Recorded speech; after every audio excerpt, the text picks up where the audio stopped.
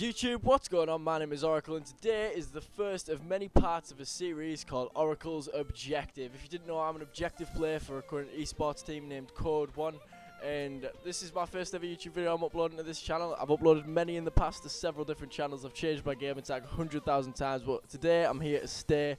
This is the start of something new. This is my brand new channel and let's dive straight into the gameplay and what we're going to be doing. Okay, so as I said, this series is going to be called Oracle's Objective, and I am an objective player for my current team, which is COD Esports.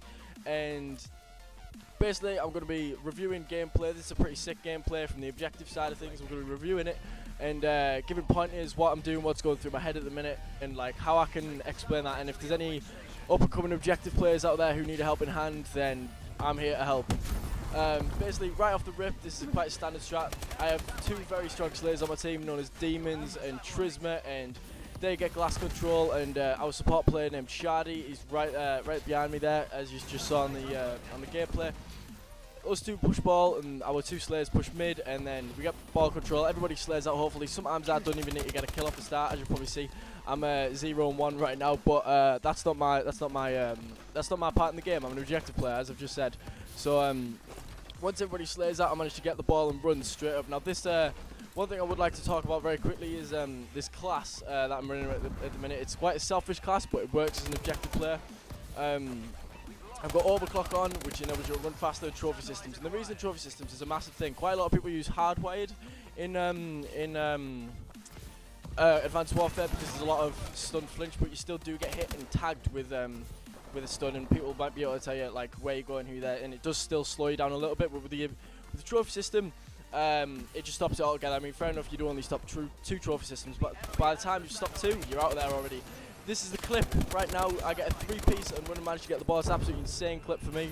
I mean, it's fair enough, it was quite an easy 3-piece, they all did line up, but you know, I still managed to get it, didn't choke at all, hit all my shots, and boom, still managed to get the cap, so that's pretty good for me. You saw it right at the start of the video.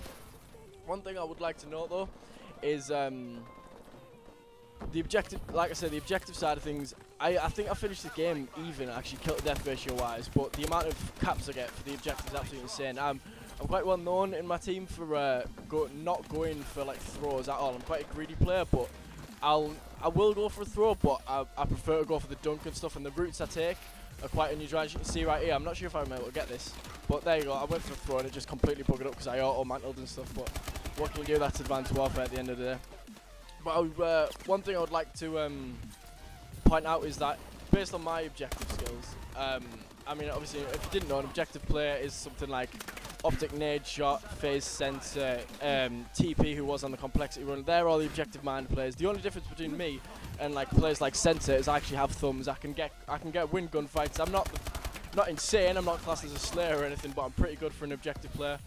And yeah, anyway, back to the gameplay. We're winning 6-0, and I'm not going to spoil the end score for you, but put it this way, this gameplay is not 10 minutes long, and if you know the esports rules, that means we do end up getting 20 points, but I won't tell you how many they get. It's pretty insane how much we win by, and this is only a game battles match. It's not like in a tournament or anything, but the reason this is such a late upload into Advanced Warfare for like my first video, if you like, is I've only at the time of this recording, I have only just owned an Xbox 2 days. This will be my second day on the Xbox when I've owned that. I've owned it for a couple of days now. I've had this gameplay for quite a while, and you might have even noticed in the kill feed or something when I've got the ball it says Vico EU. My old name was Vico. That was an old channel of mine. But like I say, brand new Xbox One, brand new team. Want to start fresh, brand new videos, new game tag, new everything. Got a complete rebrand and everything like that. It's absolutely fantastic. So far I'm really enjoying myself. Anyway, back to the mind of the objective. You can see picks up the kill there, and at the minute I don't have the ball. It's Shardy Too Hardy who's our support player, but he has the ball at the minute. So what I need to do is, like I say, I have thumbs. Boom, there's another 3-piece. Unfortunately I don't get the 4 demons out of one of our main our AR slayer. He can just pick up the kill and steal it off me, but hey ho, it's what wins us the game at the end of the day. Stop, like, if any selfish players are out there, you're not doing your team a favour. You do need to work as a team. It is a 4-person game, and it works really well if you're playing like that. I mean, if you've got like 4 individual players who are absolutely insane gun skill, or 4 players who play as a team, probably not the best gun skill, 4 players who work as a team are going to win. Hands down, 100% of the time. That's just a matter of fact. No team is going to beat them. I mean, if you look at the likes of Optic Gaming, they're just absolutely phenomenal. They're 3 of the best slayers in the game, and then they don't need the objective, but the fact that their gun skill is their objective, if that makes any sense. I'll make a completely other video about that, analysing some of the pro teams and stuff and how they play. But there you go, there's the first half of comeback uplink, and we beat them 10-0.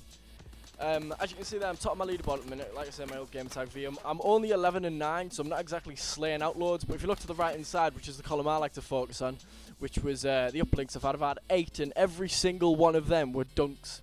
And some people class that as bad side, some people class it as good. It's personal preference, really. I actually think it's bad side for the routes I take, because what you'll notice now is, as you can see, we do a standard push, but on this side, I actually go glass instead of going mid to push ball, and me and Demons swap it up a bit because you get a higher anchor point.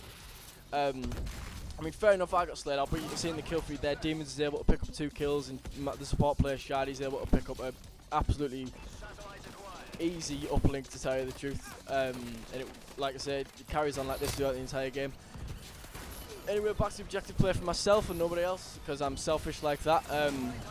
I grabbed the ball straight off reset, and one thing I do actually do quite a lot is, instead of trying to avoid players, run straight at them. If you think about it quite a lot, I mean, one player I've noticed do this in the pro scene quite a lot is Crim6. When he has the ball on uplink, he'll reset his armor quite a lot. And a lot of people actually either know this or know it, but they don't do it a lot.